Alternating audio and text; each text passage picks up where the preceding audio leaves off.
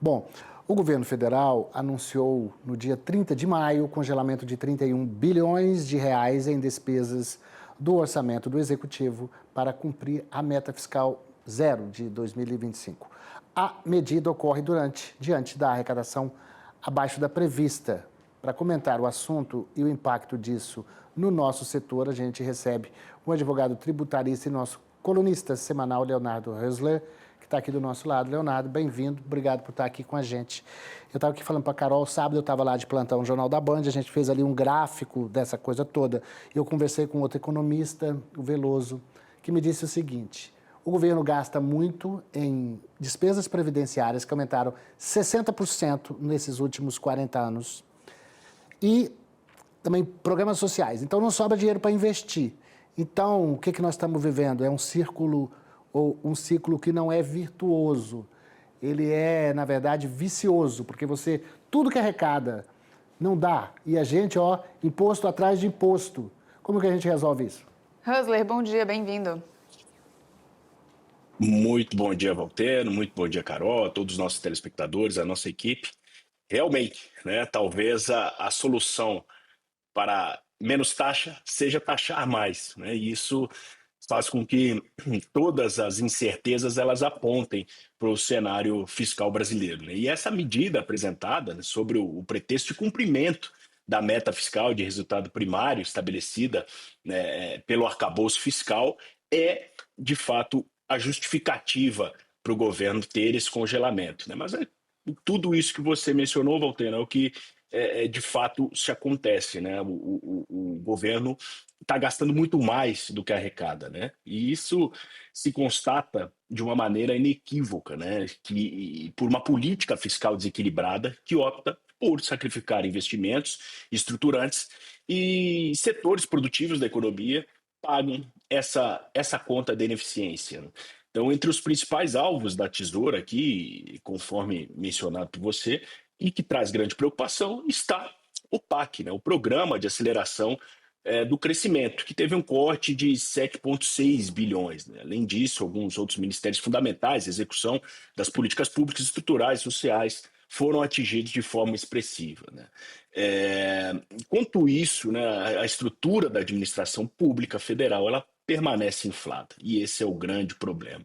De acordo com dados, até mesmo da Secretaria de Gestão e Inovação, os números de cargos comissionados, funções gratificadas na esfera federal ultrapassam 97 mil postos, um contingente que não sofreu qualquer revisão com a atual medida e, pelo contrário, isso no futuro, nas questões previdenciais, vão gerar maiores problemas para a União, né, para o nosso Estado. Né? Os gastos com o pessoal da União, por exemplo, em 2024, eles alcançaram mais de 365 bilhões, o que correspondeu a aproximadamente 17% das despesas primárias do governo e continua numa trajetória ascendente. Né? Ao mesmo tempo, nenhuma reforma administrativa e estrutural foi proposta ou efetivada nos primeiros anos do atual governo, perpetuando aqui distorções salariais e ineficiências operacionais. Né? O que se revela aqui, portanto, é uma priorização distorcida. Né? Opta-se por manter a rigidez de gastos obrigatórios e transferências políticas, ao passo que se trazem menores investimentos públicos que gerariam efeitos multiplicadores na economia, especialmente ao nosso setor como o agronegócio. Aqui a gente pode até trazer exemplos, por exemplo, a BR-163, que liga Mato Grosso aos portos do Arco Norte, tem obras pendentes há mais de uma década, né? E cada safra é escoada sob riscos de filas, atoleiros e elevações grandes dos custos logísticos. Né? A estimativa é de que apenas com a pavimentação completa dessa rodovia haveria uma economia anual de 1 bilhão em fretes para os produtores. Então, cortar investimentos do PAC é empurrar mais uma vez a fatura para o campo. Significa postergar obras fundamentais de pavimentação, duplicação de trechos estratégicos, construções de pontes, manutenções de ferrovias e por aí vai, né? Em Olha termos só, concretos, né? olha aqui, nós temos aí essas coisas, você falando de Pode transporte. trazer. Olha aqui, você está vendo o gráfico, a gente tem no transporte 1,5 bi de corte. Só para esse exemplo, a agricultura também teve corte aí, se não me engano, acho que foi na faixa de 300 milhões, 400 milhões. Agora, isso né, Carol, às vésperas do anúncio do Plano Safra. Então, você imagina que quando, daqui a 20 dias mais ou menos, o governo está anunciando o Plano Safra e certamente vamos dizer, esse rigor que o governo está adotando agora deve afetar aí o anúncio de um plano mais volumoso, né, eu acho. É essa a expectativa, né? Essa é a expectativa de todo o cenário, mas, inclusive hoje, né, o ministro Haddad mencionou que vai fazer um anúncio em relação também a alternativas do IOF, né? Porque tá se buscando de tudo aonde se pode cortar ou economizar ou taxar a mais, né? Não há uma política de Estado clara que priorize investimentos estratégicos. Em vez disso, a gente vê movimentos reativos, focados só em cumprir metas fiscais de forma aritmética, sem levar em considerações os impactos futuros aqui econômicos, né? E o agronegócio, ele mais uma vez, ele está à margem do debate e dessas consequências, principalmente olhando essas questões estruturais e de logísticas, como é o corte do PAC, que vai sim interferir diretamente no setor, Valtênio, Carol.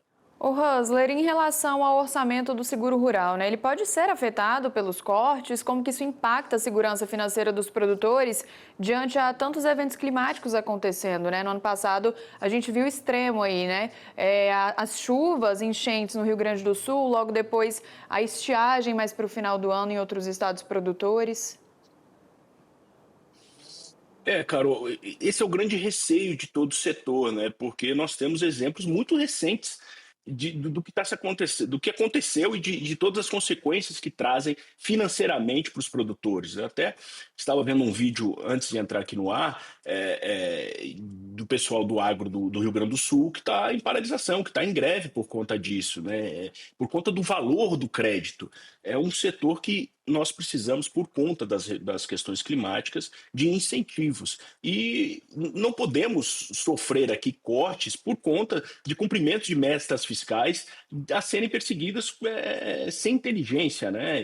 E não é com cortes e paralisação que isso vai resolver a situação financeira, né? É importante revisar os gastos, reduzir a burocracia, eliminar privilégios, conduzir uma reforma administrativa corajosa, mas a expectativa do setor é que, infelizmente, se tenha, sim, uma possibilidade de redução dos valores aqui apontados. Eu conversei também ontem com representantes da Frente Parlamentar do Agro, que estão se debruçando diariamente sobre a matéria, mas não estão tão contentes assim com os retornos que têm vindo do governo federal. Então, a expectativa, primeiro, é do Plano Safra, para ver o que de fato vem, e, obviamente, o seguro rural como consequência, e que isso também não faça parte dessa contingência dos valores aí, a título de cumprimento de meta fiscal criada pelo próprio governo.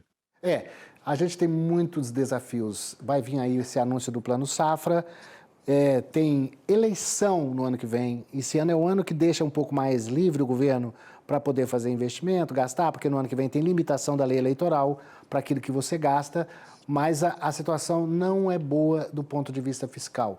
Eu não sei como é que o governo vai sair dessa, porque o Congresso não quer mais e ninguém aceita mais pagar imposto. Na verdade, José, parece que ninguém mais aceita aumento de imposto aqui no Brasil. Eu não sei como é que vai ser, mas a posição do presidente da Câmara está clara nesse sentido. Não sei como é que o Haddad vai fazer com relação a isso, até porque parece que o presidente do Banco Central se manifestou contrário à arrecadação por meio de aumento de IOF, então que é imposto sobre operações financeiras. Exato. Vamos ver o que dá. A gente está aqui com um tempo meio corrido hoje, por causa da meteorologia do Francisco. Eu queria deixar você para fazer as considerações finais. Agradeço mais uma vez, Valtênio, Carol, a oportunidade de estar debatendo esse assunto tão importante, né? E a consideração final é que o Brasil não pode continuar punindo o setor ou os setores, né, que mais contribuem para a balança comercial, né? A sua geração de empregos e principalmente garante a segurança alimentar, né? É preciso reconhecer esses setores como pilares de estabilidade institucional, social e até mesmo ambiental. Maravilha, Rosler. Obrigada pela participação e pela disponibilidade, viu? Tchau. Eu que agradeço. Uma ótima semana a todos. Até mais.